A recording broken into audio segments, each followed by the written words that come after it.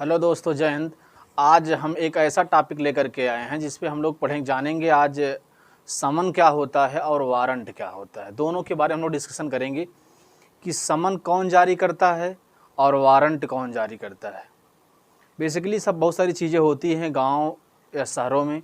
जब कभी वारंट या समन जारी होता है किसी के खिलाफ तो लोग डर जाते हैं उससे, लेकिन डरने की कोई बात नहीं है। जानकारी है न्यायालय के कौन कौन सी लैंग्वेज है उसको हमें समझना है। तो सबसे पहले हम लोग जानेंगे कि समन क्या होता है। समन का प्रावधान जो है, समन की अगर मैं उसकी भाषा को समझने का प्रयास करूं, उसके अर्थ को समझने का प्रयास करूं, समन का मतलब होता है न्यायालय द्वारा बुलावा पत्र।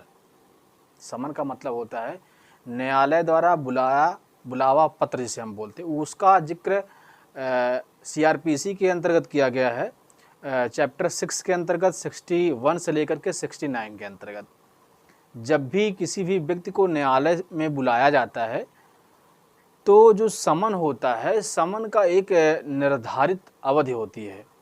निर्धारित समय के अंतर आपको न्यायालय में प्रस्तुत होना है। प्रस्तुत किसी को भी किया जा सकता है, और कोई अधिकारी हो, कोई अभियुक्त हो, कोई विटनेस, कोई गवाह हो, किसी के खिलाफ भी न्यायालय समन जारी कर सकता है।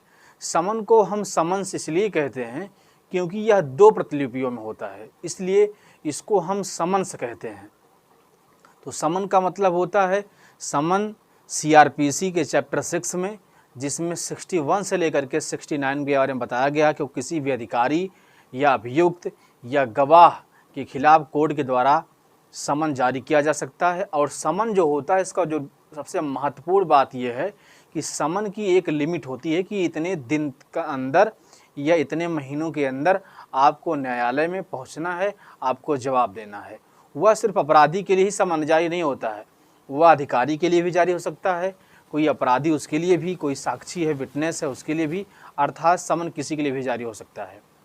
तो सीआरपीसी के अंदर 61 से लेकर के 69 तक समन का विस्तृत वर्णन किया गया है, जिसमें बताया गया कि जब भी समन जारी होता है वो 2 प्रतिलिपियों में होता है। उसके साथ साथ संबंधित जो न्यायालय का अधिकारी होता है उस पर उसका हस्ताक्षर होता है। साथ ही साथ कोर्ट का जो मुद्रा है उसका एक स्ट्रक्चर, अर्थात उसका एक स्टिकर उस पर चिपका हुआ होता है। ये सम्मन होता है। दूसरा होता है वारंट। क्या होता है वारंट की अगर मैं बात करूँ तो वारंट का जो शब्द है, वारंट शब्द को अगर मैं इसको जानना चाहूँ, उसका सरल भाषा में समझना चाहूँ, वारंट का मतलब होता है कि अधिकार पत्र।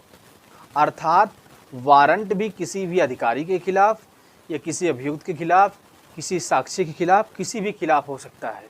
इसका सीआरपीसी के चैप्टर 6 के अंतर्गत 70 से लेकर के 81 तक, 17 से लेकर के 81 तक इसका पूरा प्रावधान किया गया है, जिसमें बताया गया है कि न्यायालय जो है, न्यायालय के द्वारा जब भी वारंट जारी किया जाता है वह तब तक वैलिडेट रहता है जब तक अभियुक्त को गिरफ्तार नहीं कर लिया जाता है।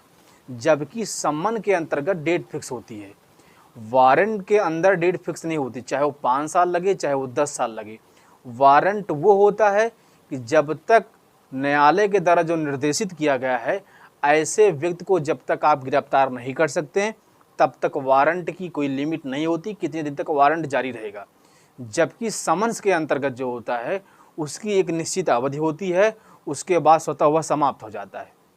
जबकि वारंट की कोई निश्चित लिमिट नहीं है, यह न्यायालय या तो स्वतः समाप्त उसको करेगा, या तो जब तक आप उस अभियुक्त को या उस साक्षी को या उस अपराधी को गिरफ्तार नहीं कर लेते हैं तब तक वो समाप्त नहीं होता है।